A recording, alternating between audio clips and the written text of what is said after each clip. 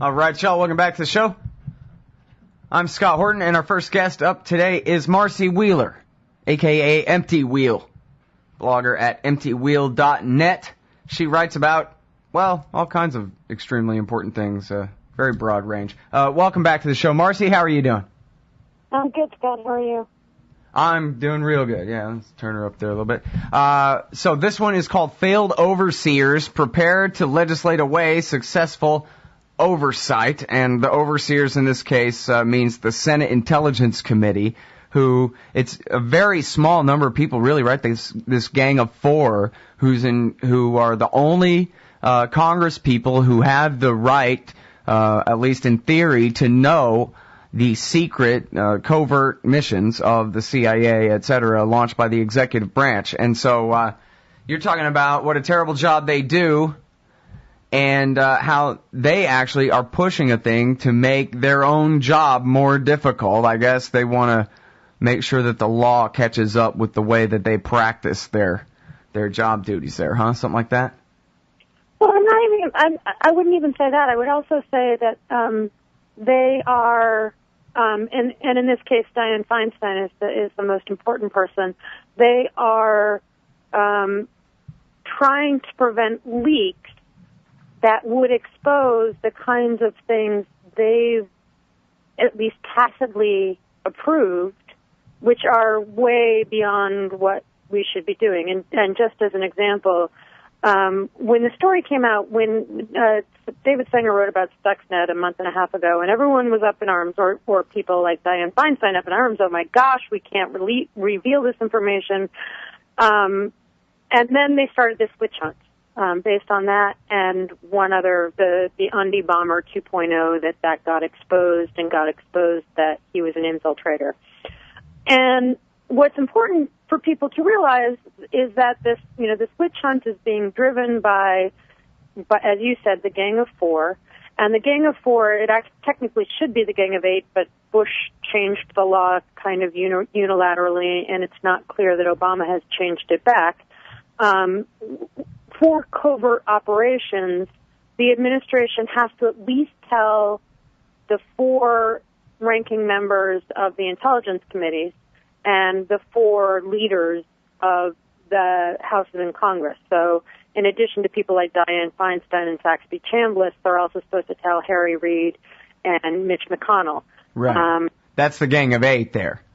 That's the Gang of Eight. It's supposed to be Gang of Eight. Bush kind of unilaterally said, okay, we're just going to tell Gang of Four, which made it a lot harder for the gang to do anything, to basically defund things that were illegal or inappropriate. Right. But which is fine with everybody, because whoever's the Speaker of the House or the Majority Leader of the Senate, they don't want to know these things anyway. It's their responsibility. Well, yeah, I mean, I think that part of what's going on is that people are happy not exercising any oversight. But then in cases like this, I mean, so David Sanger reports, and really the only thing that was new in his article of about 6 weeks ago over an article that he published in 2011 where he already revealed that it was the U.S. and Israel behind Stuxnet. The only thing that was new in this most recent article, in my opinion, was that were accusations that Israel had let Stuxnet free. In other words, there's a quote in there from Joe Biden, for example, and then there's anonymous quotes from people who had briefed the president that basically said, well, Israel did the code that let Stuxnet escape from just Natanz, the Iranian nuclear site, and we don't know if we were part of the code. And that, that's incredibly damning information, because it suggests that we thought we were partnering with Israel on this cyber attack, basically this cyber war, and all of a sudden Israel behind our back went and released it beyond just the scope of what Israel and the United States had agreed to do. Now, if that's true, it's really damning information, but first of all, we should ask why it's our job, why it's America's job to keep Israel's secrets, right? Yeah. Well, one thing, yeah. For one thing, and what's really interesting about that is that basically at the request of Bibi Netanyahu, Congress a couple of months ago passed a law basically mandating an investigation of a couple more leaks that hurt Israel, basically hurt Israel's efforts to attack Iran unilaterally. So, now we're in the business of investigating people who leak things inconvenient for Israel, whether or not they're convenient for the U.S. to leak. Right.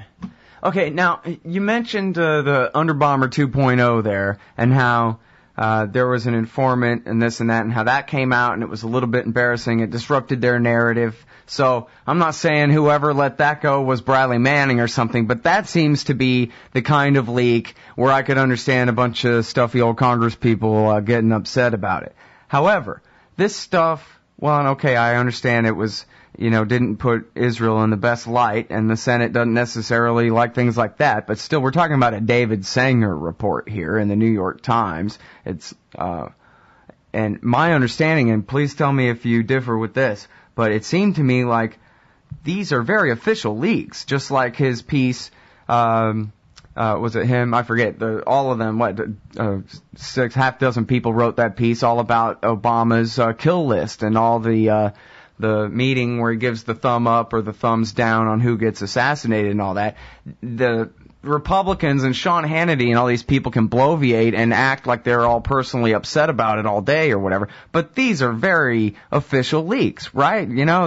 Especially with the kill list thing, they made a big deal out of that. But it says in the first paragraph, more or less, I'm paraphrasing, Barack Obama sent his 15 closest friends to tell us this story. It's not like a big, Bradley Manning scandal where the truth is getting out about what devils these people are. They're bragging about what devils they are, in this case. Right. And go back to, I mentioned those other leaks that were inconvenient for Israel. One of them wasn't a leak at all. It was Leon Panetta basically saying, yeah, the Israelis have told us they're going to attack Iran in April, May, or June. I mean, it was on the record, and it was basically Leon Panetta saying, hey, Iran, watch out, because here's when Israel's going to unilaterally attack. I mean, the Israeli leaks certainly seem, there's an aspect of Stuxnet that Dianne Feinstein, at least publicly, is complaining about, although I do think she's as worried about Israel here as she is the United States, which, we should talk about. But it's clear the other three were an effort on the ones that were mandated to be investigated. They were an effort on the part of the United States to kind of push back against Israel, which was trying to unilaterally attack Iran. So, it was frankly a leak that I think both you and I and your listeners would be really happy about, which is people within the administration trying to make it harder for Israel to unilaterally attack Iran.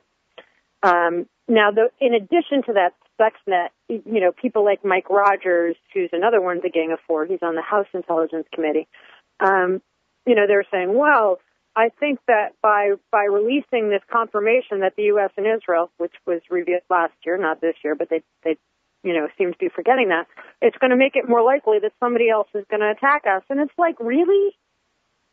Really, you didn't think that Iran already figured out who its biggest enemies are?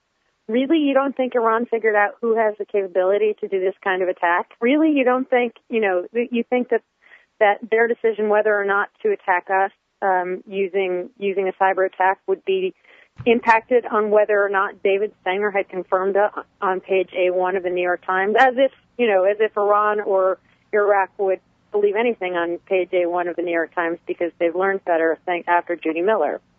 Yeah, well, hey, still, I know there's a lot of censorship in Iran, but they can pull up Haaretz.com.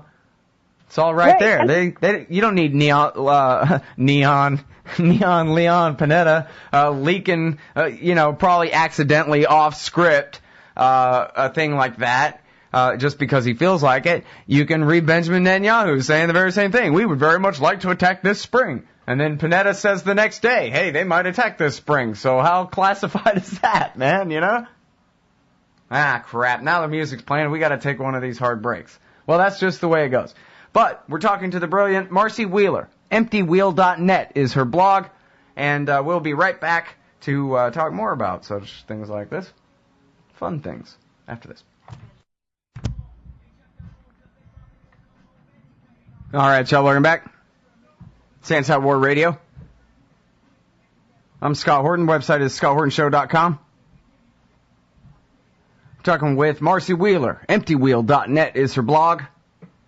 and we're talking about how the intelligence committees, I guess the Senate Intelligence Committee still led by Dianne Feinstein? I'm confused. Anyway, they're pushing for a thing to basically make it much, much harder for reporters to do reporting and find out what the hell is going on in Washington, D.C. at all. Could you please explain, Marcy? Well, their big push is basically to require notice to the congressional committees before executive branch officials talk to journalists. So in other words, they want to have a hand in, they want to know who's talking to journalists. Yeah, but that doesn't make any sense. How the hell is the Senate Intelligence Committee going to keep track of that? Well, and the other stupid thing is these people have been known to leak themselves. I mean, Dianne Feinstein rather notably revealed some information about what we're doing in Pakistan some years back. I noted an example. There was a story a couple of days ago or last week sometime when the people who were reviewing drone strikes in the intelligence committees basically said, yeah, we get to see this cool video and we think it's pretty good.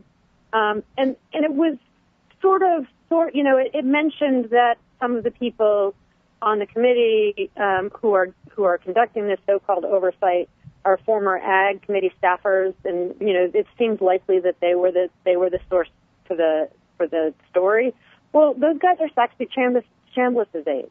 In other words, so here you've got aides going to the press to say, hey, look at what great oversight we're doing, and making it very clear that what they're describing is compartmented information. It's just as classified as everything else we've been talking about. And yet it's okay for them to go to the press and leak about what great oversight they're doing. They just, other people can't go to the press and let us know that our government has exercised the incredibly poor judgment to start cyber attacking other countries. Mm-hmm. Yeah, I mean, that's the bottom line here that people need to understand is, all the pretended hyperventilation and angst in the media about, oh no, there's so many leaks of classified information that it's funny too because you see the TV news people going along with this. Way too much information is getting out and becoming available to us, and our government needs to stop it more next, kind of attitude. And yet, it's always just exactly the same as it ever was. They can leak whatever they want to selectively make them look good, even if, like we talked about in that, or like I was talking about in that kill list article, what he's bragging about is actually horrible. They think they're bragging about it. No problem. The president can send 15 people to leak the most highly classified global assassination program information right to the New York Times. No problem whatsoever. They can leak. There was a scandal, right, with the guys making the movie about the killing of bin Laden, that they get to have all this classified information. And yet, if you're Bradley Manning or, you know them all their names wrote there, Drake and the rest of the whistleblowers, they'll nail you to the wall if you tell a reporter something that, the president or his proxies did not want told. And then all of a sudden, oh no, everyone gets all terribly concerned and speaks in these hushed tones about the dangers to our national security. Well, and it's important to know that, at least according to public reporting, the CIA did not submit a crime report for those kill list stories, which says either it wasn't classified or, and you and I have talked about this before, I think this is the more likely answer, it wasn't accurate.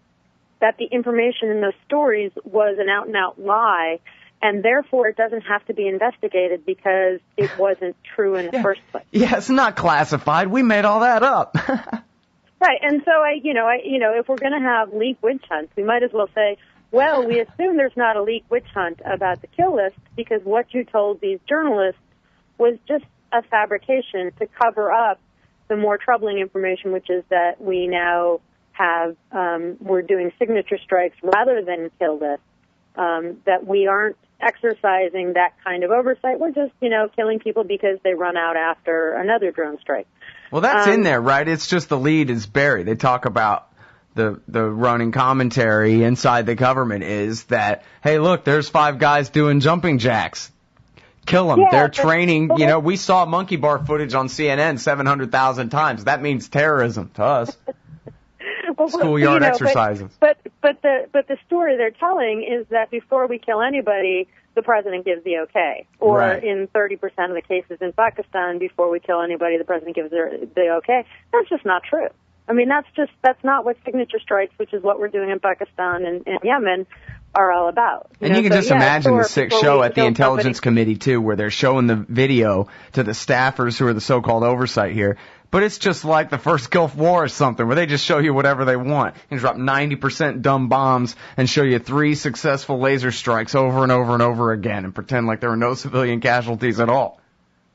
Right. And are we getting the follow-up to find out after the fact, instead we killed a baker and we killed a farmer and we killed, we were targeting people for the way they irrigate their fields in Afghanistan? Are we getting, we don't hear that in the sanctioned leak story. So, it's all very selective what we get. And really the fundamental issue is it is really stupid for the United States to be the first country to start the kind of cyber attack against Iran that we did. And they did it, and one of the reasons I focus on Dianne Feinstein a lot is they did it, they kind of expanded the program at a time when she was on the Gang of Four. Just about everybody else hasn't been on the Gang of Four that long, so they're not responsible for having kind of given the tacit okay to that. But Dianne Feinstein was. So Dianne Feinstein should have stopped that really boneheaded decision to start cyber attacking other countries, and she didn't do so. So she bears responsibility for not having done that, for not having said, whoa, this is a really dumb idea. And yet, rather than, now that we all know how boneheaded it really was, Dianne Feinstein's going, we've got to prosecute the people who leaked this information. And she's basically saying, we've got to prosecute the people who told the American people what kind of stupid decisions I've okayed. Well, I know that you had said before in the previous segment that you wanted to maybe get back to Dianne Feinstein and Israel. Oh, yeah. Well, I just think, it's crazy. The new news in David Singer's story, as I've said, is that Israel is responsible for Stuxnet escaping Natanz, for Stuxnet getting into a space where the Iranians actually figured out they had this malware, where it may have exposed other people, where other hackers now have access to the code and can replicate the attack on the United States. And if that's true, if it's true that Israel kind of deliberately made the decision to let this cyber attack escape Natanz, we ought to know that, because these guys are supposedly our allies. And we ought to know that they've basically released a WMD, the equivalent of a WMD, because this stuff could be incredibly destructive in the wrong hands, and now it's in the wrong hands, as well as, us. It's not clear that we know how to use this stuff either. And we really ought to know what our so-called ally does in so-called partnership with us. Yeah, you mean the American people ought to know? Yeah. Because we ought to, our alliance with Israel is it's politically, it's treated as beyond question. But whoever let Stuxnet free, and if Israel did it intentionally, then it's even crazier. We need to have a debate in this country about whether we really want to be partnering with somebody like that, and whether we want to be considering them an ally. And it'll never happen. Well, it seems like as you said, this code is out now, and the precedent is set for, cyber Pearl Harbors and all these kinds of things. And yet, did it even work for its purpose? It was supposed to sabotage the enrichment efforts at Natanz. And yet,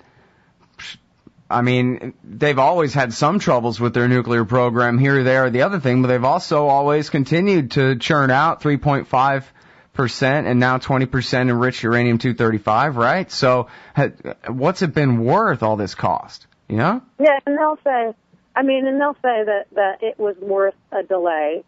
The Obama administration will say that in that delay they've been able to push all these sanctions against Iran. And incidentally, I love this fact.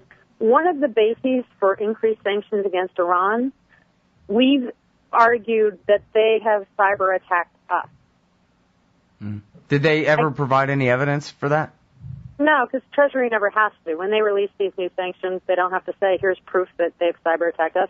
But I just find it incredibly amusing when I'm in a good mood. When I'm in a bad mood, I find it incredibly cynical that we're now sanctioning Iran for things that we are doing to Iran as well. I mean, so it's like it's this tremendous double standard. We say to everyone in the world, you can't do business with Iran because they launched the cyber attack on us. But, oh, by the way, we're launching even more elaborate cyber attacks against Iran, and nobody will stop doing business with us because of it. Yeah. Well, I mean, just imagine the parallel universe where Iran really is doing these, flame-level cyber attacks on the United States and Israel, assassinating our nuclear scientists out there in New Mexico. Another New Mexico scientist was shot dead at a stoplight today. We would nuke Iran off the face of the earth after, 3 of those? We suppress reporting of it. Because remember there was a period in the early aughts where a bunch of our microbiologists were dying, and nobody really wanted to talk about that much. So, we would treat it differently than Iran. Iran is kind of saying, look, another dead nuclear scientist, it must be Israel and the United States. Well, did you know who was behind that? Maybe our government didn't attack them because it was our government. We know. And then there was that GCHQ guy, the wiretapper guy in England who died. And, we keep pushing these stories like, the Russian mafia did it. And it's like, well, it's as likely the government, it's as likely that the British government did it as anything else, or the U.S. did it, or what have you. So, I think I'm not convinced that we would nuke Iran immediately if our scientists started dying, because scientists both here in England have died, and we just cover it up. I guess I'm thinking like motorcycles with sticky bombs driving by and doing these very public, very violent assassinations in the middle of Los Alamos, in the shopping district down there, or whatever, the kind of thing that would get on TV and make people very upset. Yeah. And you got to figure how primed everybody is to think that we need some kind of full-scale war against Iran as it is. If we had our nuclear scientists under attack like that, I don't know. I'm just imagining the big deal that CNN and Fox and MSNBC would agree it was, Well, there was what I call scary Iran plot, the alleged plot where Iran supposedly teamed up with somebody they thought was a member of Los Zetas cartel to kill the Saudi ambassador in Washington, D.C. Yeah.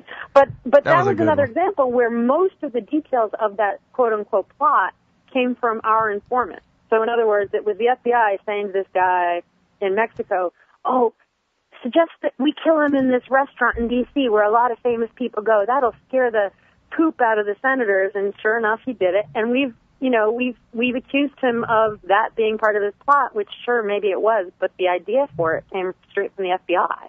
Yeah. Well, on that one, that was a lot of fun.